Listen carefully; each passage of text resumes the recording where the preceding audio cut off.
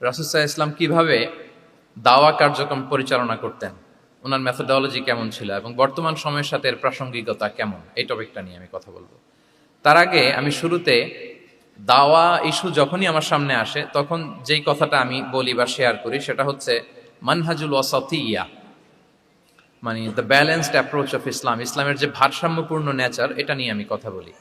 এবং আমার আলোচনার শুরুতে আমি সূরাতুল বাকারার 143 নম্বর আয়াত তেলাওয়াত করেছি, যেখানে আল্লাহ তাআলা বলছেন ওয়াকাযালিকা জাআলনাকুম উম্মাতান ওয়াসাতা লিতাকুনু শুহাদা আলান নাস, অনুরূপভাবে আমি তোমাদেরকে মধ্যমপন্থী জাতি বানিয়েছি বা মধ্যমপন্থী জাতি হিসেবে আবির্ভূত করেছি।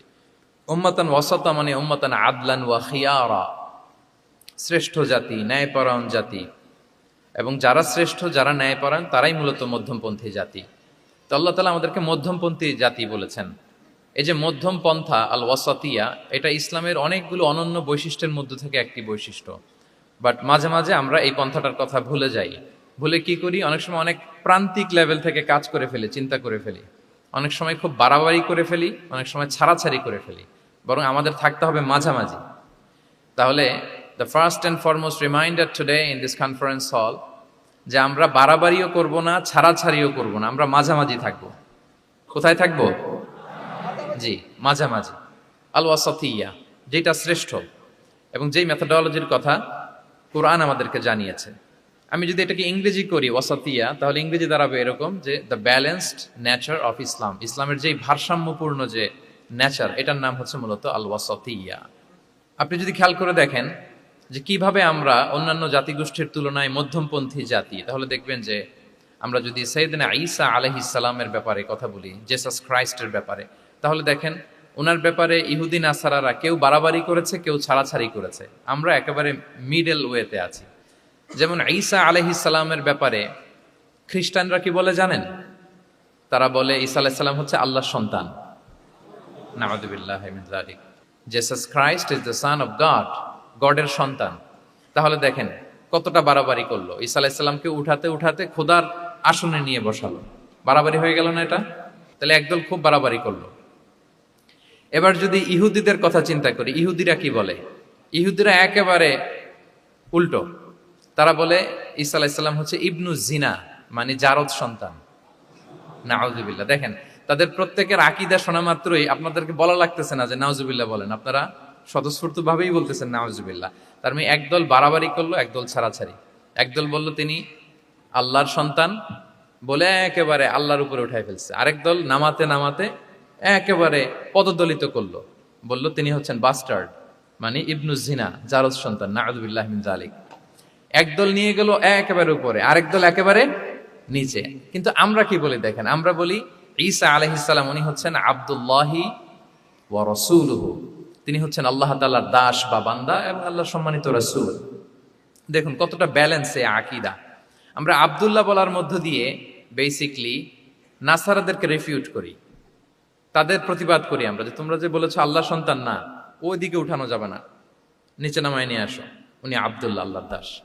আর রসুলহু, সম্মানিত রসুল বলে আমরা বেসিকলি ইহুদিদেরকে রিফিউট করি, তাদের প্রতিবাদ করি। আমরা বলি যে না, তোমরা যে বলেছো উনি জারদ সন্তান না, ওনার সম্মানকে পদদলিত করা যাবে না, উপরে উঠাইতে হবে, উঠায় রসুল ও সম্মানিত রসুল। তাহলে নাসারাদের আকীদা থেকে আমরা নিচে নেমে আসলাম, ইহুদিদের আকীদা থেকে আমরা উপরের দিকে গেলাম। ফলে এটা কি হলো? ব্যালেন্স হলো, ভারসাম্যপূর্ণ হলো, মধ্যম পন্থা হলো। তো আশা করি মধ্যম পন্থার উদাহরণটা বুঝতে পেরেছেন। আরেকটা ছোট্ট উদাহরণ দেই। আমাদের বোনদের যখন পিরিয়ড চলে তখন নাসারারা কি করে দেখেন, খ্রিস্টানরা তারা সবকিছু করে, কোনো বাজ বিচার রাখে না, তখন এমনকি ফিজিক্যাল ইন্টিমেসিতেও যায়। যখন আমাদের বোনদের পিরিয়ড চলে তখন তারা ফিজিক্যাল ইন্টিমেসিতেও যায়, কোনো বাজ বিচার নাই। এটা হচ্ছে নাসারাদের অবস্থান। আর ইহুদিদের কি অবস্থান? এরা এই 5 দিন 7 দিন আমাদের বোনদের যখন পিরিয়ড চলে তখন তারা তাদের স্ত্রীদেরকে ধরবে না, ছোবে না, স্পর্শ করবে না, একসাথে বসবেও না। তাদের ঘরে আলাদা একটা স্পেশাল রুম রাখে, ওই রুমের ভিতরে, ওই ঘরের ভিতরে তাদের 5 দিন 7 দিন ওইখানে কাটাইতে হয়। তোমরা আবার সুস্থ হলে তারপরে আসবে। দেখেন একদল খুব বাড়াবাড়ি করলো, আরেক দল ছাড়াছাড়ি করলো। কিন্তু আমাদের ইসলামে আমরা ব্যালেন্স, যে বোনদের যখন পিরিয়ড চলে হাজব্যান্ড ওয়াইফ তখন স্বাভাবিক মেলামেশা, কথাবার্তা, ঘরের টুকিটাকি কাজ সবই করতে পারবে, ইল্লাল জিমা, যেটা আমরা ফিজিক্যাল ইন্টিমেসি বলি, ওইটা ছাড়া আমরা সবই করতে পারবো। তাহলে দেখেন এই দুইটা উদাহরণ আমি সামনে আনলাম এজন্য যে এই যে মানহাজুল ওয়াসাতিয়াতি ওয়াল ইতিদাল, মধ্যম পন্থার কথা আমরা যেটা বলি, যেটাকে দিয়ে আল্লাহ তাআলা আমাদেরকে সম্মানিত করেছেন যে ওয়াকাযালিকা জাআলনাকুম উম্মাতাম ওয়াসাতা, তোমাদেরকে আমি মধ্যমপন্থী জাতি বানিয়েছি, তোমাদের মধ্যে বাড়াবাড়িও থাকবে না, ছাড়াছাড়িও থাকবে না, বরং আমরা হব মধ্যমপন্থী। আমরা কি হব? কি হব? তো প্রিয় ভাইরা, প্রথম কথা হচ্ছে আপনি যখন দাওয়া বলবেন তখন আমাকে মধ্যম পন্থা বলতেই হবে। আমরা যখন ইসলাম শিখবো, শিখাবো, ইসলাম বুঝবো, বুঝাবো, এই সব ক্ষেত্রে আমাদেরকে মধ্যম পন্থা অবলম্বন করতে হবে। আমাদের খেয়াল রাখতে হবে আমরা যেন এক্সট্রিম লাইনে না যাই, আবার খুব এক্সট্রা লিবারেল যেন না হয়ে যায়, আমরা যেন মধ্যমপন্থী একটা অবস্থানে থাকি। এবং দাওয়া দেওয়ার ক্ষেত্রে এটাই বলা হয়েছে, আল্লাহ তাআলা বলছেন উদউ ইলা সাবিলি রাব্বিকা বিল হিকমাতি ওয়াল মাউইদাতিল হাসানাতি ওয়াজাদিলহুম বিল্লাতি হিয়া আহসান। নবী, আপনি লোকদেরকে আল্লাহর পথে ডাকুন বিল হিকমা, প্রজ্ঞার সাথে, সুন্দর সুন্দর উপদেশ সহকারে, এবং কখনো তর্ক বিতর্কে জড়ানো লাগলে সেটা উত্তমভাবে আপনাকে জড়াতে হবে। তার মানে এই যে ইসলাম বোঝার ক্ষেত্রে, প্রচারের ক্ষেত্রে এই মধ্যম পন্থার নীতি যেটা, প্রজ্ঞা বা সুন্দর উপদেশমালা দিয়ে দাওয়াত দেওয়া, এটাও মূলত মধ্যম পন্থারই বহিঃপ্রকাশ। আমরা যখন কোনো দাওয়া কাজ করব, অলওয়েজ মাথায় রাখতে হবে যে আমি বাড়াবাড়ি যেন না করি, আমি আবার ছাড়াছাড়িও যেন না করি, আমি যেন মাঝামাঝি থাকি। তো এই যে দাওয়া আমরা দিচ্ছি, দাওয়াটা কি? বেসিক্যালি এটা হচ্ছে একটা কমিউনিকেশন, রাইট? এই যে আমি কথা বলতেছি, আপনারা শুনতেছেন, ইমাম সাহেব খুতবা দিচ্ছেন, আমরা সেটা শুনি, স্ট্রিট দাওয়া হয়, বিভিন্ন রকম দাওয়া এখন হচ্ছে, এগুলো basically communication. And this communication should be full of wisdom and beautiful advice. এটাই মূলত আল ওয়াসাতিয়া, মানহাজুল ওয়াসাতিয়া, মধ্যম পন্থা। আমি যে বিশ্ববিদ্যালয় থেকে ব্যাচেলর করেছি, ওই বিশ্ববিদ্যালয়ের একটা স্লোগান আছে, মানহাজুল ওয়াসাতিয়াতি ওয়াল ইতিদাল। ওনারা মধ্যম পন্থার কথা বলে। সো আমি যেহেতু এই বিশ্ববিদ্যালয় আল আজহারের গ্রাজুয়েট, আমি যেখানেই যাই একটু করে আমি এই আল ওয়াসাতিয়ার কথাটা বলি, প্রিয় ভাইরা। তো দাওয়া যেহেতু কমিউনিকেশন, আমরা ওরাল দাওয়া দিয়ে থাকি, কিন্তু বেসিকলি ওরাল দাওয়ার চেয়ে যেটা প্র্যাকটিক্যাল দাওয়া, থিওরিটিক্যাল দাওয়ার চেয়ে প্র্যাকটিক্যাল দাওয়াটা এটা বেশি ইফেক্টিভ, বেশি প্রোডাক্টিভ। আমরা যখন তাফসির মাহফিল করি, আমরা খুতবা দেই, আলোচনা করি, এটা থেকে তো মানুষ শিখে, কিন্তু আমি যদি আমার আচরণ দিয়ে কোনো একটা মেসেজ দিতে পারি, ওইটা মানুষের হৃদয়ে বেশি দাগ কাটে, বেশি মনে থাকে, খুব বেশি মনে থাকে। এটার সুযোগ আপনাদের বেশি। যেমন আমি যদি একটা কোরআনের আয়াতের কথা বলি, এটার খুব একটা মূল্যায়ন নাই, কারণ উনি হুজুর মানুষ, উনি তো কোরআনই বলবে। কিন্তু একজন ডক্টর যখন কোরআনের আয়াত বলে, তখন বলে দেখছো মাশাআল্লাহ, একজন ডক্টর, সে চিকিৎসা বিজ্ঞানে এত বড় এক্সপার্টিজের পর আবার কোরআনও জানে। ওই কথা কিন্তু আমিও বলছি, আমার দাম নাই। কিন্তু আপনাদেরকে কত সম্মানের চোখে দেখা হচ্ছে। আবার দেখেন, 5 ওয়াক্ত সালাত আদায় করা জামাতের সাথে, ফরজ সালাতগুলো, এটা তো মানে করতেই হবে, কম্পালসারি।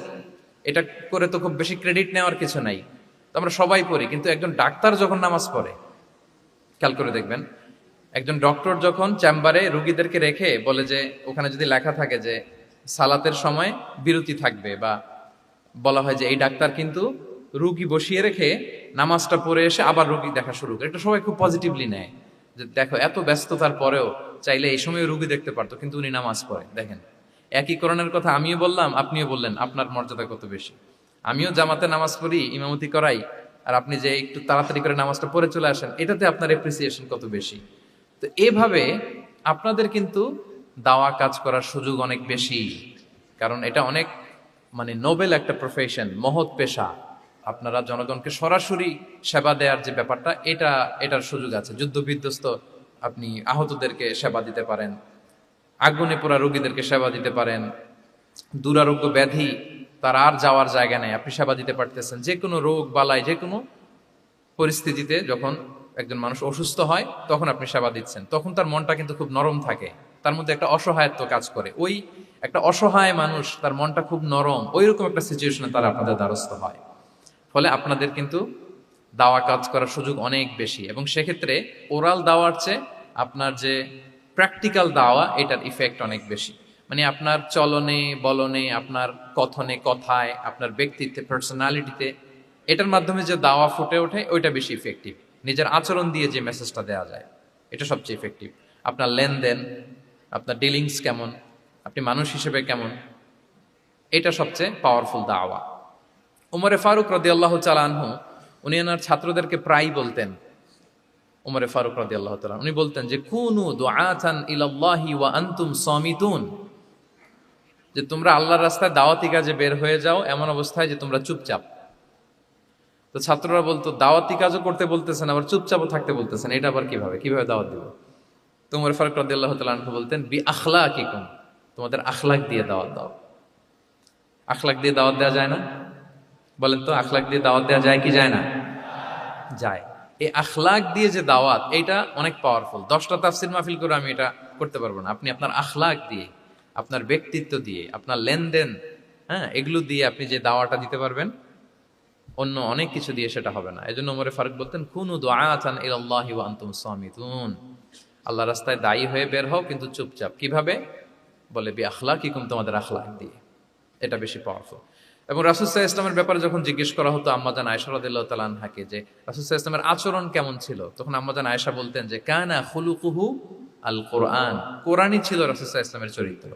পুরো কোরআনে 30 পারায় থিওরিটিক্যালি যা বলা আছে রাসূল সাল্লাল্লাহু আলাইহি ওয়াসাল্লামের জীবনীতে প্র্যাকটিক্যালি সেটা দেখানো আছে। তো আম্মাজান আয়েশা বলতেন কানা খুলুকুহু আল কোরআন, রাসূল সাল্লাল্লাহু আলাইহি ওয়াসাল্লামের চরিত্র ছিল কোরআন। ইনদামা রাসূলুল্লাহ সাল্লাল্লাহু আলাইহি ওয়াসাল্লাম ইয়ামশি আলাল আরদ কাআন্নাল কোরআনা ইয়ামশি আলাই, রাসূল সাল্লাল্লাহু আলাইহি ওয়াসাল্লাম যখন মদিনার রাস্তা দিয়ে হেঁটে যেতেন, as if a living Quran is walking on the street, মনে হতো একটা জীবন্ত কোরআন রাস্তা দিয়ে হেঁটে হেঁটে যাচ্ছে। তো তাহলে we should try to be a living দাঈ, জীবন্ত দাঈ, প্র্যাকটিক্যাল দাঈ। এটা যদি আমরা হইতে পারি তাহলে অনেক বেশি ইম্প্যাক্ট করা যাবে সোসাইটিতে, অনেক ইনফ্লুয়েন্স করা যাবে। যেটা বললাম যে আমাদের সততা, আচরণ, ব্যক্তিত্ব, পার্সোনালিটি, এগুলো দিয়ে আমরা যে দাওয়াটা দিতে পারি, ওরাল দাওয়া, বক্তব্য দিয়ে এটা অনেক সময় সম্ভব হয় না। এবং ডাক্তারদের জন্য এটা অনেক বড় একটা সুযোগ। তাহলে ইন্ট্রোডাক্টরি ডিসকাশনে আমি দুটা বিষয়ে কথা বললাম। এক হচ্ছে আমাদেরকে মধ্যমপন্থী হইতে হবে, মানহাজুল ওয়াসাতি ওয়াল ইআতিদাল, 1 নম্বর। 2 নম্বর হচ্ছে লিভিং দাঈ হওয়ার চেষ্টা করতে হবে, এটা বেশি প্রোডাক্টিভ এন্ড ইফেক্টিভ। বুঝতে পেরেছেন সবাই? মাশাআল্লাহ। এবার চলুন যে রাসূল সাল্লাল্লাহু আলাইহি ওয়াসাল্লামের যে প্রফেটিক দাওয়া মেথোডোলজি, কিভাবে উনি দাওয়া কাজের আঞ্জাম দিতেন, সেখান থেকে আমাদের নেয়ার আধুনিক সময়ের এর প্রাসঙ্গিকতা কি আছে, আমি 10টা পয়েন্টে আজকের এই সেমিনারে কিছু কথা উপস্থাপনের চেষ্টা করব। ওমা তাওফীকি ইল্লা বিল্লাহ। 1 নাম্বার কথা হচ্ছে, আমরা যে দাওয়া দিব, এই দাওয়া language should be very soft and mild and very touchy. দাওয়া ল্যাঙ্গুয়েজ হইতে হবে ভেরি সফট। সব সময় ইফ ইউ টক অ্যাবাউট দাওয়া, this language should be very soft and mild and touchy. দাওয়ার কথা বললে হয়তো আপনি পলিটিক্স করেন, ওইটা আলাদা কথা। আপনি জেহাদের ময়দানে, ওইটা আলাদা কথা। আমি জেহাদ পলিটিক্স নিয়ে কথা বলতেছি না, আই এম টকিং অ্যাবাউট দাওয়া। যদি আপনি দাওয়া সেমিনারের কথা বলেন, যদি মেডিকেল দাওয়া সোসাইটি নাম দেন, দাওয়া বললে আমাকে বলতে হবে দাওয়ার language should be very soft and mild. আমরা এটা অনেক সময় ভুল করে ফেলি, এটা করা যাবে না। কারণ আপনি হৃদয় থেকে যদি কোনো কথা বলেন, এটা শ্রোতার হৃদয়ে যে টাচ করে। আল্লাহর হাবিব সাল্লাল্লাহু আলাইহি ওয়াসাল্লামের কথাগুলো নিয়ে এত আলোচনা, বিশ্লেষণ, কথাগুলো এত অ্যাপিলিং কেন, এত আবেদনময় কেন? এর কারণ হচ্ছে রাসূল সাল্লাল্লাহু আলাইহি ওয়াসাল্লাম যা বলেছেন তিনি হৃদয় থেকে বলেছেন, এবং হৃদয় থেকে কথা বেরোলে এটা শ্রোতার হৃদয়ে যে টাচ করে। একটা ছোট্ট আয়াত আমি তেলাওয়াত করি, সূরা তাহার। আল্লাহ তাআলা বলছেন ফাকুলা লাহু কাওলান লাইয়িনা লাআল্লাহু ইয়াতাযাক্কারু আও ইয়াখশা। আল্লাহ তাআলা মূসা আলাইহিস সালাম এবং হারুন আলাইহিস সালাম, ওনাদের দুইজনকে বলছেন যে তোমরা দুই ভাই মিলে যাও, ফেরাউনের কাছে যে দাওয়াত দাও এবং কোমল ভাষায় দাওয়াত দাও। কি ভাষায়? কোমল ভাষায় দাওয়াত দাও। কাওলান লাইয়িনা, use very soft and mild language, very touchy language. Soft এবং কোমল ভাষায় দাওয়াত দাও কাকে? পৃথিবীর সবচেয়ে বড় সন্ত্রাস, তাই না? হ্যাঁ, দুর্ধর্ষ সন্ত্রাস, খোদাদ্রোহী, তারপর সীমালঙ্ঘনকারী। আপনি যত নেগেটিভ যা বলবেন সব যাবে ওর সাথে। ফিরআউন, লাআল্লাহু ইয়াতাযাক্কারু আও ইয়াখশা, হয়তো সে উপদেশ গ্রহণ করবে অথবা তার হৃদয়ে ভয়ের উদ্রেক হতে পারে। হয়তো তোমরা soft and mild language use করবা। মূসা এবং হারুন কোমল ভাষায় যে তোমরা দাওয়াত দিবা। আচ্ছা, কার ব্যাপারে আল্লাহ বললেন, কাকে দাওয়াত দিতে বললেন? সবাই বলেন তো নামটা। ফেরাউন।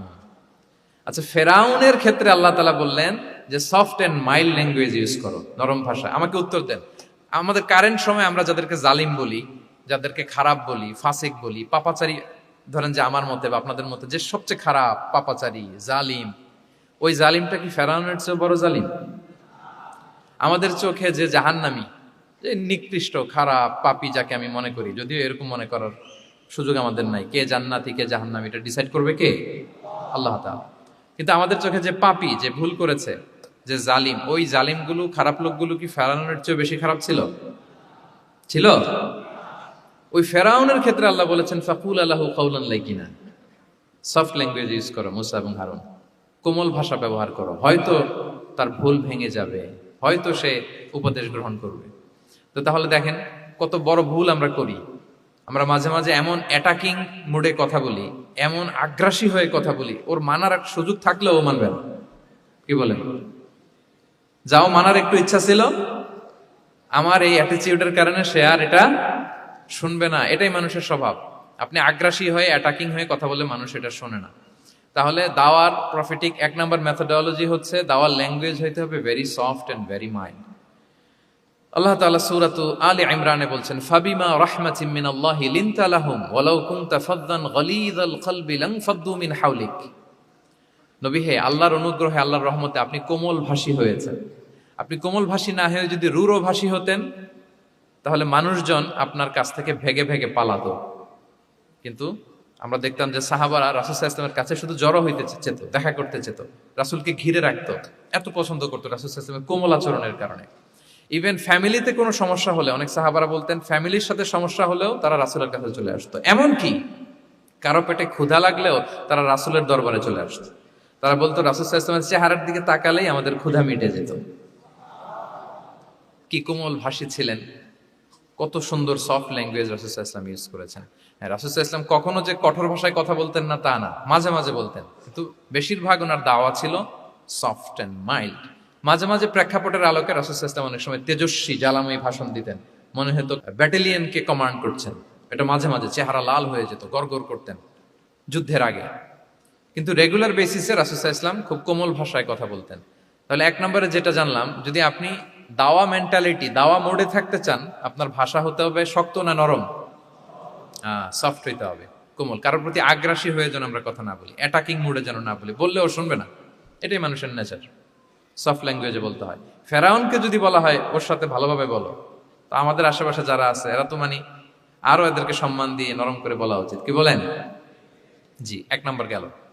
দুই নম্বর হচ্ছে দাওয়াকে ফলপ্রসূ করতে হলে রাসূল সাল্লাল্লাহু আলাইহি ওয়াসাল্লাম যেটা করতেন, শ্রোতাদের অনেক সময় মনোযোগ আকর্ষণের জন্য উনি অনেক ধরনের টুলস, অনেক ধরনের জিনিস তিনি ব্যবহার করতেন। যেমন একটা পদ্ধতি রাসূল সাল্লাল্লাহু আলাইহি ওয়াসাল্লামের ছিল, রাসূল সাল্লাল্লাহু আলাইহি ওয়াসাল্লাম মানুষের আকর্ষণ বৃদ্ধির জন্য মাঝে মাঝে প্রশ্ন ছুড়ে দিতেন অডিয়েন্সকে, drawing attention of the listener by throwing questions.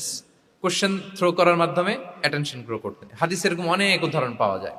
একটা ছোট্ট হাদিস শেয়ার করি, সহিহ মুসলিমে এসেছে। রাসূল সাল্লাল্লাহু আলাইহি ওয়াসাল্লাম একবার সাহাবাদেরকে বললেন, ইন্না মিনাশ শাজারি শাজারাতান লা ইয়াসকুতু ওয়ারাকুহা মাসালুহা মাসালুল মুসলিম।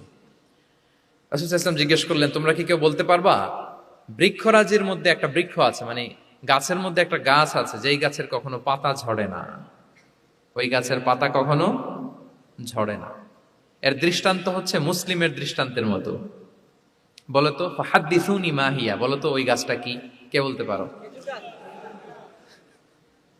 আপনারা তো সব একেবারে পেরে গেছেন। তো সাহাবারা ওই দিন কেউ বলতে পারেন নাই। কারণ কি জানেন? একে তো আমরা জানি হাদিস স্টাডি করার কারণে, হাদিস স্টাডি না করলে তো আমরা বলতে পারতাম না। আমাদের দেশে তো খেজুর গাছ অত হয় না। তো ওনারা কেউ বলতে পারে না। এর কারণ হচ্ছে তারা ভাবছিল প্রশ্ন যেহেতু করছে, এটা যেন তেন প্রশ্ন, এটা কঠিন কোনো গাছের একটা নাম বলতে হবে। তো বাড়ির পাশে যে খেজুর গাছ, মদিনার অলিতে গলিতে যে খেজুর গাছ ভর্তি, এই দিকে আর ওনাদের অ্যাটেনশন যায় না। ওনারা চলে গেছে মরুভূমিতে, ইয়ামানে, তারপর একেবারে ডেজার্টের মাঝখানে কি কি ক্যাকটাস, গুলমলতা, কি কি গাছ আছে ওগুলো আওড়াচ্ছে মনে মনে। ভাবতেছে যে খেজুর গাছের কথা তো রাসূল সাল্লাল্লাহু আলাইহি ওয়াসাল্লাম আমাদের জিজ্ঞেস করার কথা না, এ তো আমাদের গাছ, বাড়ির পাশের গাছ। তো কেউই আর বলতে পারে নাই। এরপর রাসূল সাল্লাল্লাহু আলাইহি ওয়াসাল্লাম যখন দেখলেন সবাই অপারগ, রাসূল সাল্লাল্লাহু আলাইহি ওয়াসাল্লাম বললেন, ইন্নাহা আন-নাখলা, এটা হচ্ছে খেজুর গাছ, ডেট প্লান্ট। তো আব্দুল্লাহ ইবনে উমর রাদিয়াল্লাহু তাআলা আনহু বাড়িতে যাওয়ার পরে ওমরে ফারুককে তার বাবাকে বললেন যে, বাবা, আজকে যে রাসূল সাল্লাল্লাহু আলাইহি ওয়াসাল্লাম প্রশ্ন ছুড়ে দিলেন, আপনারা যে কেউ পারলেন না, উত্তরটা কিন্তু আমি পারতাম। তো ওমরে ফারুক বললেন, বলো কি, তুমি পারতা? তো বললা না কেন? তুমি আজকে উত্তর দিতে পারলে তো রাসূলের সামনে আমার বুকটা এত বড় হয়ে যেত। লাল উট পেলে আরবরা যেই খুশি, আমি এর চেয়ে বেশি খুশি হতাম। তখন উনি বললেন যে, আপনি পারতেছেন না, অন্যান্য বয়স্ক সাহাবারা পারতেছে না, মুরব্বীরা কেউ যেহেতু বলে নাই, আমি বিনয়ের খাতিরে উত্তরটা দেই নাই, কিন্তু আমি জানতাম যে এটা খেজুর গাছ। তাহলে দেখেন রাসূল সাল্লাল্লাহু আলাইহি ওয়াসাল্লাম অ্যাটেনশনটাকে ড্র করার জন্য প্রশ্ন ছুড়ে দিতেন। আপনারা তো মানে প্রশ্ন ছড়াই তো আপনাদের কাজ, যে কি অবস্থা, শরীরটা কেমন, পেট ঠিক আছে কিনা, ঘুম হয় কিনা, কমন প্রশ্ন না আপনাদের? আপনাদের কাছে গেলেই তো প্রথমে জিজ্ঞেস করে যে হজম হয় কিনা, তারপর ঘুম আসে কিনা, এই হয় কিনা, অনেক প্রশ্ন আপনারা করেন। তো এইভাবে আপনি যদি আস্তে আস্তে প্রশ্নের ছলে যদি তাকে আপনি দাওয়া দিতে চান, আপনি কিন্তু দিতে পারেন। এটা রাসূল সাল্লাল্লাহু আলাইহি ওয়াসাল্লামের একটা দাওয়া মেথোডোলজি ছিল। দুইটা বলে ফেললাম, একটা হচ্ছে দাওয়ার ল্যাঙ্গুয়েজ হতে হবে অনেক শক্ত, নাকি হ্যাঁ নরম, সফট এন্ড মাইল্ড। দুই নাম্বার হচ্ছে প্রশ্ন ছুড়ে দিয়ে শ্রোতাকে আকর্ষণ করা, মনোযোগ আকর্ষণ করা। তিন নাম্বার ভিজুয়াল এক্সপ্লেনেশন, রাসূল সাল্লাল্লাহু আলাইহি ওয়াসাল্লাম এটা করতেন যাতে করে আরো সহজে বোঝানোর জন্য। এটা নিশ্চয়ই আপনারা করেন। রাসূল সাল্লাল্লাহু আলাইহি ওয়াসাল্লামের দাওয়া জিন্দেগিতে দেখা যায় প্রায় সময় কিছু উনি ভিজুয়াল এক্সপ্লেনেশন নিয়ে এসেছেন সাহাবাদের সামনে, যাতে করে সাহাবারা to get a better idea of the issue, আরো ইজিলি বুঝতে পারেন। যেমন একবার রাসূল সাল্লাল্লাহু আলাইহি ওয়াসাল্লাম অনাথ ইয়েতিমদেরকে যারা দেখভাল করে তাদের কি মর্যাদা, এটা বোঝাতে যে রাসূল সাল্লাল্লাহু আলাইহি ওয়াসাল্লাম দুই আঙ্গুল উঁচু করে একবার বললেন যে আনা ওয়া কাফিলুল ইয়াতীমি ফিল জান্নাতি কাহাতাইন, অর্থাৎ আমি এবং এতিমের রক্ষণাবেক্ষণকারী কিয়ামতের দিন এভাবে কাছাকাছি প্রতিবেশী হয়ে থাকবো। এই দুইটা আঙ্গুলের মাঝখানে যেমনি খুব একটা স্পেস নাই, গ্যাপ নাই, মানে একেবারে কাছাকাছি, নেইবরিং ফিঙ্গার, রাইট? আমি এবং এতিমের রক্ষণাবেক্ষণকারী এভাবে নেইবর হয়ে থাকবো। এই যে ভিজুয়াল এক্সপ্লেনেশন দেখছেন, এই যে দাওয়ার মধ্যে মাঝে মাঝে এরকম ভিজুয়াল এক্সপ্লেনেশন করতে হবে যাতে করে শ্রোতারা বুঝে। রাসূল ইসলাম এটা করেছেন। মুসনাদে আহমদে এক হাদিস এসেছে, রাসূল ইসলাম একবার খেজুরের একটা ডাল নিয়ে মরুভূমির মধ্যে একটা দাগ টানলেন। খাত্তালানা রাসূলুল্লাহ সাল্লাল্লাহু আলাইহি ওয়াসাল্লাম খাত্তান, একটা স্ট্রেইট লাইন দিয়ে রাসূল সাল্লাল্লাহু আলাইহি ওয়াসাল্লাম বললেন এটা হচ্ছে সিরাতুল মুস্তাকিম। সাহাবাদের দৃষ্টি আকর্ষিত হলো, সবাই মনোযোগী হয়ে উঠলো, তাই নাকি? এটা সিরাতুল মুস্তাকিম, যে দোয়া আমরা প্রতিদিন করি, ইহদিনাস সিরাতাল মুস্তাকিম। খেজুরের ডাল দিয়ে স্ট্রেইট লাইন কেটে বললেন এটা হচ্ছে সিরাতুল মুস্তাকিম। এবার ওই খেজুরের ডাল দিয়ে ডানে বায়ে অনেকগুলো ছোট ছোট দাগ কাটলেন আর বললেন হ্যাঁ দিহি সুবুলুশ শাইতান, এগুলো হচ্ছে শয়তানের রাস্তা, এটা হচ্ছে মুস্তাকিম সোজা রাস্তা যেটা জান্নাতে যায়। আর ডানে বায়ে অনেকগুলো দাগ কাটলেন, ডেকে বললেন এই প্রতিটি রাস্তায় একটা করে শয়তান বসে থাকে আর সে তোমাদেরকে টেম্পটেশন দিতে থাকে, প্রভোকেশন করতে থাকে, ধোকা দিতে থাকে, ওয়াসওয়াসা দিতে থাকে। ডানে বায়ে না তাকিয়ে এই সিরাতুল মুস্তাকিমের পথেই অবিচল থাকতে হবে। তাহলে দেখেন মরুভূমির মাঝখানে, তখন তো আর ওই যে এলইডি প্রজেক্টর থাকলে হয়তো রাসূল সাল্লাল্লাহু আলাইহি ওয়াসাল্লাম ওইটাই ব্যবহার করতেন, আমরা এটা এখন করতে পারি বোঝানোর জন্য। রাসূল সাল্লাল্লাহু আলাইহি ওয়াসাল্লাম খেজুরের ডাল দিয়ে মরুভূমির মধ্যে দাগ কেটে সাহাবীদেরকে এই ভিজুয়াল এক্সপ্লেনেশন দিলেন এবং সাহাবারা খুব সহজে বুঝতে পারলেন যে কোনটা সিরাতুল মুস্তাকিম, কোনটা সিরাতুশ শাইতান। এভাবে রাসূল সাল্লাল্লাহু আলাইহি ওয়াসাল্লাম ভিজুয়াল এক্সপ্লেনেশন ইউজ করতেন। আমরা বিশ্বাসীরা যে ভাই ভাই, মুমিনরা যে ভাই ভাই, আমাদের সম্পর্ক যে কত সুদৃঢ় মজবুত, এটা বোঝাতে যে একবার রাসূল সাল্লাল্লাহু আলাইহি ওয়াসাল্লাম বললেন আল মুমিনু লিল মুমিনি কাল বুনিয়ান, বিশ্বাসীরা তাদের সম্পর্ক হচ্ছে কাল বুনিয়ান, একটা সুদৃঢ় প্রাচীরের মতো, সীসা ঢালা প্রাচীরের মতো। ইয়াশুদ্দু বা'দুহু বা'দা, যেটার এক পাশ আরেক পাশকে মজবুত করে। Strengthening one part the others, এক পার্ট আরেক পার্টকে মজবুত করে। যেমন বিল্ডিং এদিকে ভেঙে ফেললে এটা নড়বড়ে হয়ে যাবে। তিনি বুঝালেন যে সুদৃঢ় প্রাচীরের মতো হচ্ছে বিশ্বাসীদের সম্পর্ক। এটা বলে ওয়াসাব্বাকা বাইনা আসাবিহি, উনি ডান হাতের আঙ্গুলগুলো বা হাতের ভেতরে ভেবে ঢুকিয়ে দিলেন, বললেন যে এরকম মজবুত। সুবহানাল্লাহ। এই যে এই হাতের আঙ্গুলগুলো এই হাতে ঢুকিয়ে এরকম চাপ দিলে খুব শক্ত হয় না, মজবুত হয় না? রাসূল সাল্লাল্লাহু আলাইহি ওয়াসাল্লাম বললেন আমাদের বন্ধন হচ্ছে এরকম সুদৃঢ় মজবুত, সুদৃঢ় সীসা ঢালা প্রাচীরের মতো। আল্লাহু আকবার। তাহলে এই যে ভিজুয়াল এক্সপ্লেনেশন, রাসূল সাল্লাল্লাহু আলাইহি ওয়াসাল্লাম বোঝানোর জন্য এই যে এরকম দাগ কাটা, কখনো এইভাবে, হাদিসে এরকম অনেক পাওয়া যায়। আমি অল্প কয়েকটা, সময়ের টাইম কনস্ট্রেন্টের কারণে অল্প কয়েকটা নিয়ে আসলাম। তাহলে এটা রাসূল সাল্লাল্লাহু আলাইহি ওয়াসাল্লামের একটা দাওয়া মেথোডোলজি ছিল, বোঝানোর জন্য কত ইজিয়েস্ট ওয়েতে তিনি অডিয়েন্সের কাছে পৌঁছাতে পারেন, তিনি প্রয়োজনে ভিজুয়াল এক্সপ্লেনেশনের সহায়তা নিতেন। কয়টা গেল মেথোডোলজি? 3টা। 4 নাম্বার হচ্ছে গ্রাজুয়ালিটি, ধীরে ধীরে ধাপে ধাপে দাওয়া পরিচালনা করা, দাওয়া কাজ করা। এটাতে অনেক সময় আমরা ভুল করে ফেলি। আমরা অনেক সময় একটু রাশিং মেন্টালিটিতে থাকি, তাড়াহুড়ো। একজন ভাই নতুন দিনে ফিরছে, আগে হয়তো সংশয়বাদী ছিল, নাস্তিক ছিল, প্র্যাকটিস করতো না, এখন সে প্র্যাকটিসের ইচ্ছা করছে। এই সুযোগ পেয়ে আমি তারে বলা শুরু করলাম নামাজ পড়তে হবে, রোজা রাখতে হবে, যাকাত দিতে হবে, তোমার ওয়াইফরে পর্দা করাইতে হবে, হালাল হারাম ও কয়েক ছাড়ছে, আমার সম্ভব না। ও বলবে ভাই আগে যা ছিলাম ওইটাই ভালো ছিল, এতগুলো তো আমি মানতে পারবো না। তো এই যে আপনি তাকে দিন থেকে ভাগালেন, আপনার দাওয়া মেথোডোলজি জানা না থাকার কারণে আপনি তাকে ভাগালেন। একসাথে আপনি এত কথা বলবেন না। নতুন যখন কেউ দিনে ফিরে তাকে আপনি একসাথে এত কথা বলবেন না। নতুন যখন কোনো বোন ইসলামে আসতে চায় তাকে আপনি কঠিন করে বলবেন না। উপরে আমাদের বোনরা আছে, তাদেরকেও আমি বলবো সহজ করে বলেন। প্রথমে নামাজের কথা বলেন, নামাজ আস্তে আস্তে পড়ুক যতটুকু পারুক। প্রথমে হয়তো 5 ওয়াক্ত পারবে না, 1 ওয়াক্ত 2 ওয়াক্ত দিয়ে শুরু করবে, এরপর আস্তে আস্তে 5 ওয়াক্ত যাবে। এরপর তাকে একটু শালীন পোশাকের কথা বলেন যে তুমি একটু শালীন পোশাক পরো, সেফটি সিকিউরিটির জন্য ভালো। সেটাতে অভ্যস্ত হলে তাকে হেজাবের দাওয়াত দিবেন আপনি, হেজাবে অভ্যস্ত হলে নেকাবে দাওয়াত দিবেন আপনি। এইভাবে গ্রাজুয়ালিটি, ধাপে ধাপে, একসাথেই কঠিন করে দিনকে উপস্থাপন করা যাবে না। দাওয়া is a gradual process, gradually যাইতে হবে। Beginning with the most important issue first, তারপর যেটা ইম্পর্টেন্ট, তারপর যেটা ইম্পর্টেন্ট, ধাপে ধাপে আপনি তাকে বলবেন। আপনারা নিশ্চয়ই সবাই মদ হারাম হওয়ার যে স্টেপগুলো আছে জানেন না? কয়বারে হারাম হয়েছে? 3 বারে। ওয়াসআলুনাকা আনিল খামরি ওয়াল মাইসির কুল ফীহিমা ইসমুন কাবীরু ওয়া মানাফিউ লিন-নাস ওয়া ইসমুহুমা আকবারু মিন নাফিহিমা। প্রথমে বললেন মদে কিছু উপকার আছে কিন্তু এটার গুনাহ বেশি, ক্ষতি বেশি, কিন্তু সামান্য উপকার আছে। তো মানুষ সচেতন হয়ে গেল যে না, এটা কিন্তু গুনাহ আছে, ক্ষতি আছে, সাবধান হইতে হবে। মদ খাওয়া কমায় দিল। আচ্ছা, এরপর বলা হলো ওয়ালা তাকরাবুস সালাতা ওয়া আনতুম সুকারা, মাতাল হয়ে মদ খাওয়া অবস্থায় নামাজে যেও না। কারণ কোন এক সাহাবী নামাজে এমন ভাবে তেলাওয়াত করলেন অর্থ চেঞ্জ হয়ে গেল। ফলে দিনে 5 বার মদ খাওয়া যাবে না। এই আয়াত দিয়ে তো তাই বোঝা যায়, তাই না? 5 বারের জন্য যখন সাবধান হয়ে গেল, আরো তারা অভ্যস্ত হয়ে গেল। এরপরে নাজিল হলো ইন্নামাল খামরু ওয়াল মাইসিরু ওয়াল আনসাবু ওয়াল আজলামু রিজসুম মিন আমালিশ শাইতানি ফাজতানিবু। মদ, জুয়া, ভাগ্যলিপি এগুলো শয়তানের কাজ, এগুলো থেকে বেঁচে থাকো। সবাই মদিনার ঘরের ভেতরে মদের বোতল যেগুলো ছিল ভেঙে সব রাস্তায় মদ দিয়ে মদিনার অলিগলি সয়লাম। সুবহানাল্লাহ, কারো কষ্ট হয়নি, কারণ ধাপে ধাপে মদকে হারাম করা হয়েছে। কেউ যদি চেইন স্মোকার থাকে, আপনি যদি বলেন যে স্মোকিং হারাম, কালকে থেকে একটাও খেতে পারবে না, ও পারবে? ও তো মারা যাবে। ও সব বাদ দিতে পারবে, স্মোকিং বাদ দিতে পারবে না। তো কি করবেন? তাকে আপনি অল্প অল্প করে, যে একটু একটু করে ছাড়ো। এই যে রমজান আসতেছে, সারাদিন তো করতেই পারবে না, রাতে 2-3টা করে খাইও, বেশি খাইও না। না মানে ছাড়ানোর জন্য বলতেছে আর কি। যে 10টা খায় তারা যদি আপনি 2টা খাইতে বলেন, এটা তো আপনি দাওয়াই দিলেন নাকি, কমাইতে বললেন তো। সিগারেটের প্রতি তার উৎসাহিত করতেছি না আমরা। চেইন স্মোকার ও 10টা ছাড়া হয় না প্রতিদিন। তো এই রমজানে আপনি তারা বললেন যে সারাদিন তো তুমি না খেয়ে থাকবা, রাতে 1টা 2টা বা 3টা গেল। প্রথম দশকে 3টা, এরপরের দশকে 2টা, তারপরের দশকে 1টা। যে 1টা খায় তারপরের দিন তো সে চাইলে ছেড়েও দিতে পারে, কি বলেন? এইভাবে গ্রাজুয়ালি তাকে ছাড়ানোর জন্য অভ্যস্ত করতে হবে। তাহলে এই গ্রাজুয়ালিটিটা দরকার। আমি হাদিস থেকে, সিরাত থেকে একটা উদাহরণ দেই, শুনুন। রাসূল সাল্লাল্লাহু আলাইহি ওয়াসাল্লাম মুআয ইবনে জাবাল রাদিয়াল্লাহু তাআলা আনহুকে ইয়ামানের গভর্নর করে পাঠালেন।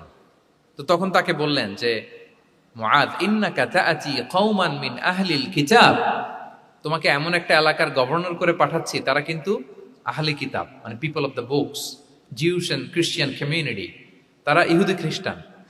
সো তাদেরকে যখন দাওয়াত দিবা, ধাপে ধাপে দিবা। কিভাবে দিবা? তিনি বললেন ফাদউহুম ইলা শাহাদাতি আন লা ইলাহা ইল্লাল্লাহ ওয়া আন্না মুহাম্মাদুর রাসূলুল্লাহ। প্রথমে দাওয়াত দিবা তাওহীদ আর রিসালাতের। আওয়াজ করে বলেন, প্রথমে কিসের? তাওহীদ এবং রিসালাতের। আচ্ছা, ফাইনহুম আতাউ লিযালিক, তারা যখন এটা মেনে নেয়। আরবিটা খেয়াল করেছেন অর্থটা? ফাইনহুম আতাউ লিযালিক, তাওহীদ রিসালাত যদি মেনে নেয় তাহলে তাদেরকে 5 ওয়াক্ত নামাজের দাওয়াত দিও। 5 ওয়াক্ত নামাজে যখন তারা অভ্যস্ত হয়ে যায়, ফাইনহুম আতাউ লিযালিক, যখন তারা এটাও মেনে নেয় তখন তাদেরকে যাকাতের আদেশ করো। সুবহানাল্লাহ, সুবহানাল্লাহ। দেখেন ধাপে ধাপে, একবারে সবগুলো বিধান একবারে তাদের সাথে শেয়ার করতে বলেননি। প্রথমে তাওহীদের, রিসালাতের, মেনে নিলে সালাতের, মেনে নিলে যাকাতের, ধাপে ধাপে। তাহলে একবারে কেউ নতুন যখন দিনে ফিরেছে, একবারে সবকিছু তার ঘাড়ে চাপিয়ে দিবেন আপনি? কি করবেন? গ্রাজুয়ালি, ধাপে ধাপে আমরা এই দাওয়াটা তাদেরকে দেওয়ার চেষ্টা করব। এটা খুব ইফেক্টিভ হবে, ফলপ্রসূ হবে। আচ্ছা, 4টা কভার করে ফেলেছি। 5 নাম্বার হচ্ছে দাওয়ার মধ্যে ইমোশনাল ইন্টেলিজেন্স ইউজ করতে হবে, তাহলে এটা মোর ইফেক্টিভ হবে।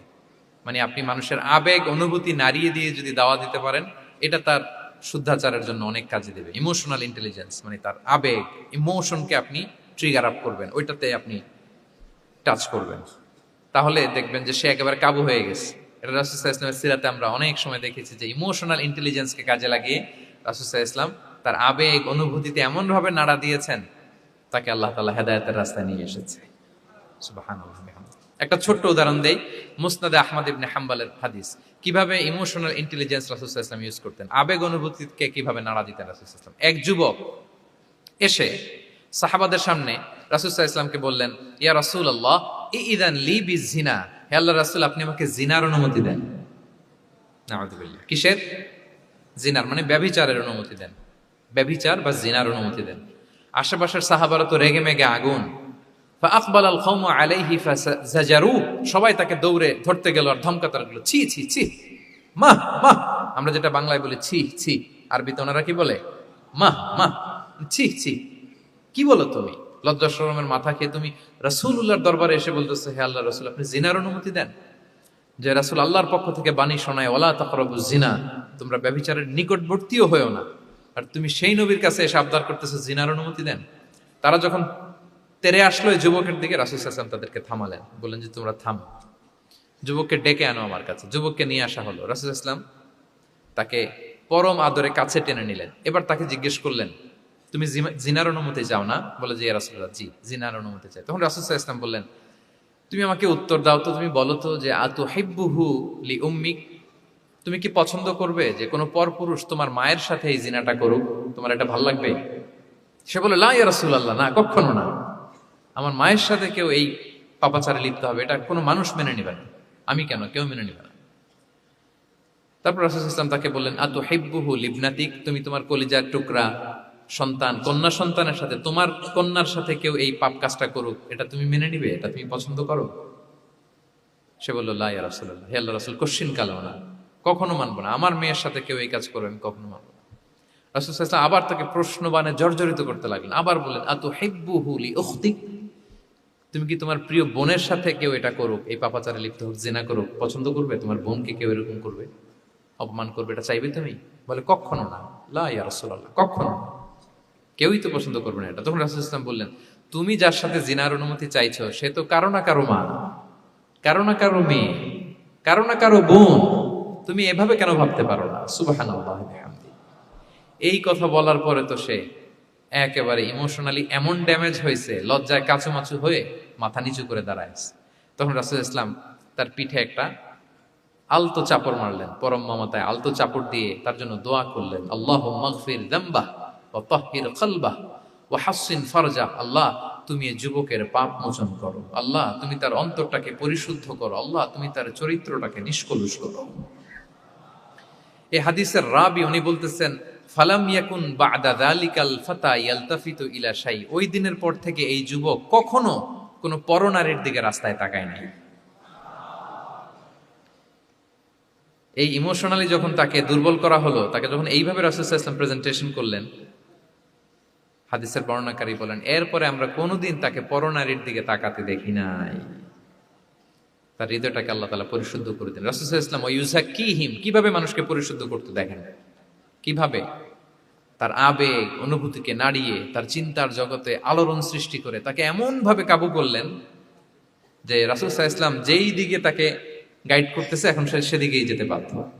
সো এইটা আমাদেরকে করতে হবে, ইমোশনাল ইন্টেলিজেন্স কাজে লাগিয়ে মানুষের আবেগ অনুভূতিতে নাড়া দিয়ে যদি আপনি তাকে কোনো কথা, কোনো বার্তা, কোনো নাসিহাত করেন, তখন সেটা সে শুনে, এমন শুনে এমনভাবে সে হেদায়েতের পথে আসে যেটা আমরা কল্পনাও করতে পারি না। তাহলে এটা যেন আমরা করি, এটা খুবই প্রোডাক্টিভ, এটা খুবই ইফেক্টিভ, এটা খুবই ফ্রুটফুল, কাজে দেয় মানুষকে ইমোশনালি তাকে দেওয়া। এই পয়েন্টটা বুঝতে পেরেছেন তো সবাই, না? আলহামদুলিল্লাহ। 6 নাম্বার মেথোডোলজি হচ্ছে দাওয়া should be full of love. দাওয়া বললে এটার সাথে লাভ থাকতে হবে, লাভ, ভালোবাসা। যদি আপনি দাওয়া বলেন, এখানে লাভ থাকতে হবে। ইট কামস উইথ লাভ, ভালোবাসা। ভালোবাসা দিয়ে আপনি মানুষের হৃদয় জয় করতে হবে। আমরা দায়ীরা অনেক সময় বেশি জাজমেন্টাল হয়ে যাই। আরব শায়েখরা বলে যে নাহনু দুআত লাসনা কুদাত, আমরা দাঈ, আমরা জাজ নই, উই আর নট জাজেস। আমাদের অনেক দায়ীরা আমরা ভুল করে ফেলি, আমরা বলি যে ও খারাপ, ও এটা, ও জাহান্নামী, ও খারিজ, এরকম আমরা সবাইকে নাকচ করি। মনে হয় যেন সবাইরে জাহান্নামে পাঠাই, আমি একা জান্নাতে যেতে পারলেই সফল। আচ্ছা বলেন তো, সব গেল জাহান্নামে, আপনি একা শুধু জান্নাতে, ভাল লাগবে আপনার? এই যে আজকে আমরা এখানে সবাই ছাত্র, শিক্ষক, ডিস্টিংগুইশ গেস্টরা, উপরে আমাদের বোনরা, কত ভালো লাগতেছে না? ধরেন যে 2500 সিটিং ক্যাপাসিটির এই চীন মৈত্রী সম্মেলন কেন্দ্রে কেউ নাই, শুধু আপনি একা। এই বিশাল হল রুমে কেউ নাই, আপনি একা, ভাল লাগবে? তো সবাইকে জাহান্নামে পাঠিয়ে শুধু আমি জান্নাতে গেলে এটা আমার ভাল লাগবে না ওই জান্নাতে। আমরা কিভাবে আমাদের জান্নাতের দলকে ভারী করতে পারি, এই চেষ্টাটা আমাদের বেশি বেশি করতে হবে, কি বলেন? তাহলে দাওয়া should be full of love, কারণ ভালোবাসা দিয়ে যা জয় করা যায়, কঠোরতা দিয়ে তা পারা যায় না। ভালোবাসা দিয়ে আপনি যেটা করতে পারবেন, কঠোরতা দিয়ে কখনো সেটা করতে পারবেন। আসুন আমরা হাদিস থেকে শুনি, সিরাত থেকে শুনি। আল্লাহর হাবিব সাল্লাল্লাহু আলাইহি ওয়াসাল্লাম মসজিদে নববীতে বসে আছেন সাহাবাদেরকে নিয়ে। হঠাৎ এক বেদুইনের আগমন। বেদুইন মানে যার মধ্যে নগর জীবনের কোনো নিয়ম কানুন সে দেখেনি, জানে না, বুঝে না। সিভিলাইজেশন বলতে যেটা বুঝি, ভদ্রতা, কার্টিসি, ম্যানার, এটা সে শিখেনি। এরকম এক বেদুইন অনেক দূর পল্লী থেকে মদিনার মসজিদে নববীতে এসেছে, কিন্তু সে ইসলাম ধর্ম গ্রহণ করেছে, মুসলিম। তো মসজিদে ঢুকে সে 2 রাকাত নামাজ পড়তেছে। এসে যে রাসূলকে সালাম দিবে, কথা, ওই কার্টিসিটাও নাই। রাসূল সাল্লাল্লাহু আলাইহি ওয়াসাল্লাম বসা ওইদিকে সাহাবাদের নিয়ে, সে তার মতো এসে এক জায়গায় মসজিদের সাথে তার উট বেঁধে সে 2 রাকাত নামাজ পড়ে দোয়া করতেছে আল্লাহর কাছে। কি দোয়া জানেন? দোয়ার মধ্যেও কাটিসি নাই। দোয়াতে বলে, ইয়া আল্লাহ, আল্লাহুম্মা আরহামনি ওয়ারহাম মুহাম্মাদা ওয়ালা তারহাম মা'ানা আহাদা। মানে আল্লাহ, তুমি শুধু আমারে রহম করো আর মুহাম্মদ সাল্লাল্লাহু আলাইহি ওয়াসাল্লামের রহম করো, আমাদের সাথে আর কাউরে রহম করো না তুমি। বেদুইন, তার মধ্যে আদাবু দোয়া, দোয়ার যে একটা এটিকেটস আছে, এটা তো তার জানা নাই। দোয়ায় অন্যদের জন্য দোয়া করলে যে নিজের লাভ, এটা সে জানতো না। আমি যদি বলি যে আল্লাহ এই ভাইদেরকে তুমি কবুল করো, তখন ফেরেশতারা বলে আল্লাহ যিনি দোয়া করতেছে আগে তাকে তুমি কবুল করো। কেউ অসুস্থ, আমি যদি বলি আল্লাহ আমার এই ভাইকে তুমি সুস্থ করো, আল্লাহর ফেরেশতারা বলে আল্লাহ যিনি দোয়া করলেন আগে তার রোগ বালাই থাকলে আগে তাকে সুস্থ করো। এই যে দোয়ার এটিকেটস, আদাব ও দোয়া, এটা সে জানতো না। সে দোয়া করতেছে আল্লাহুম্মা আরহামনি ওয়ারহাম মুহাম্মাদা ওয়ালা তারহাম মা'ানা আহাদা, শুধু আমারে রহম করো, মুহাম্মদ সাল্লাল্লাহু আলাইহি ওয়াসাল্লাম রহম করো, আর কাউরে না। তো রাসূল সাল্লাল্লাহু আলাইহি ওয়াসাল্লাম দূর থেকে দেখতেছেন এই দোয়া, আর বলতেছেন যে হায় রে, একটা প্রশস্ত জিনিসকে সে সংকীর্ণ বানায় ফেললো। আল্লাহর কাছে কি রহমের কোনো কমতি বা ঘাটতি আছে? নাই। সে তো দোয়াতে সবাইকে ইনক্লুড করতে পারতো। তো রাহমাতাল লিল আলামিন আল্লাহর হাবিব সাল্লাল্লাহু আলাইহি ওয়াসাল্লাম তিনি বুঝতে পেরেছেন যে এই লোকটা আসলে বেদুইন, তার মধ্যে ওই কার্টিসি নাই। তো তিনি ফলো করতে লাগলেন যে দেখি লোকটা কি করে। তো লোকটা দোয়া টোয়া করেই এবার যে মসজিদের এক কর্নারে বসে ওখানেই পেশাব করা শুরু করলো। মানে কোনো কার্টিসি, নিয়ম, ভদ্রতা তার জানা নাই। তো তাকে পেশাব করতে দেখে বাকি লোকেরা তো তাকে ধরতে গেল, মারতে গেল। রাসূল সাল্লাল্লাহু আলাইহি ওয়াসাল্লাম বললেন, দাউ, রাখো রাখো, আরে থামো থামো, ওকে কাজ সারতে দাও, ওকে ওর কাজ সারতে দাও। কারণ আপনারা এটা ভালো জানেন যে ওয়াশরুম সারা অবস্থায় যদি কেউ বাইরে থেকে জোরে ডাক দেয় তাহলে অবস্থা খারাপ আছে, ঠিক কিনা বলেন? কেউ টয়লেট সারতেছে ওয়াশরুমে, তখন যদি আপনি জোরে নক করেন এটা তার ক্ষতি হয়, কারণ আগে তাকে ওইটা পাস করতে হবে স্মুথলি। এটাও একটা এটিকেটস যে কেউ ওয়াশরুমে গেল, আমাকেও যেতে হবে, তো আমি যে বারবার ডিস্টার্ব না করে ওখানে একটু পায়চারা করতে পারি, একটু হালকা মৃদু শব্দে কাশি দিতে পারি, বা আমি যে বাইরে আছি, সামওয়ান ইজ ওয়েটিং আউটসাইড, এটা তাকে বুঝাতে পারি। কিন্তু অনেকে যে কি করে, ধাম ধাম করার যখন শুরু করে, ওই বেচারার তো অবস্থা টাইট। এটা যেন আমরা না করি, এই শিক্ষাটা কিন্তু এই হাদিস থেকে পাই। রাসূল সাল্লাল্লাহু আলাইহি ওয়াসাল্লাম বললেন, দাউ দাউ, রাখো রাখো, আরে ছাড়ো ছাড়ো, ও তো এখন করতেছে, ইউরিন পাস করতেছে, রাখো, ওটাও সারুক, আগে সারুক, আমরা পরে ডিল করি। তো সবাইকে তিনি থামালেন, ও সারলো। এবার রাসূল সাল্লাল্লাহু আলাইহি ওয়াসাল্লাম বললেন, এবার তোমরা যে ওয়াহারিকু আলা বাউলিহি সাজলান মিন মা, যেহেতু মসজিদে নববীর ফ্লোর ছিল বালুর ফ্লোর, শুকিয়ে যাবে, বললেন যে ওর পেশাব করা জায়গার উপর 1 বালতি পানি ঢেলে দাও। সাহাবারা দিল। আর এই বেদুইন লোককে রাসূল সাল্লাল্লাহু আলাইহি ওয়াসাল্লাম কাছে টেনে নিলেন, যে তাকে খুব ভালোবাসা দিয়ে বললেন, কি অবস্থা তোমার, কোত্থেকে আসছো, সব খোঁজ খবর নিয়ে বললেন যে তুমি যে এইখানে নামাজ পড়লা, এরপরে আবার এই কাজটা সারলা, তুমি কি জানো এইখানে আল্লাহর জিকির করা হয়, এটা আমাদের ইবাদতগাহ, এখানে আমরা রবের জিকির করি, তার কাছে ফরিয়াদ করি, সবাই মিলে, এই কমিউনিটির সবাই এখানে আসে, এই কমিউনিটির, মদিনার কমিউনিটির সবাই মিলে, নারী পুরুষ নির্বিশেষে আমরা এসে এখানে আল্লাহর কাছে ফরিয়াদ করি, দোয়া করি, ইবাদত করি, কোরআন তেলাওয়াত করি, এটা আমাদের ইবাদতগাহ। এইখানে কি এমন কাজটা করা তোমার ঠিক হলো? সে তো লজ্জায় কাচুমাচু হয়ে রাসূল সাল্লাল্লাহু আলাইহি ওয়াসাল্লামের কাছে ক্ষমা চাইছে। সুবহানাল্লাহ বিহামদি। একটা কঠিন পরিস্থিতিকে ভালোবাসা দিয়ে রাসূল সাল্লাল্লাহু আলাইহি ওয়াসাল্লাম কোথায় নিয়ে যেতেন, এটাকে পুরো হিস্ট্রি পাল্টে দিতেন, সিনারিও পাল্টে দিতেন।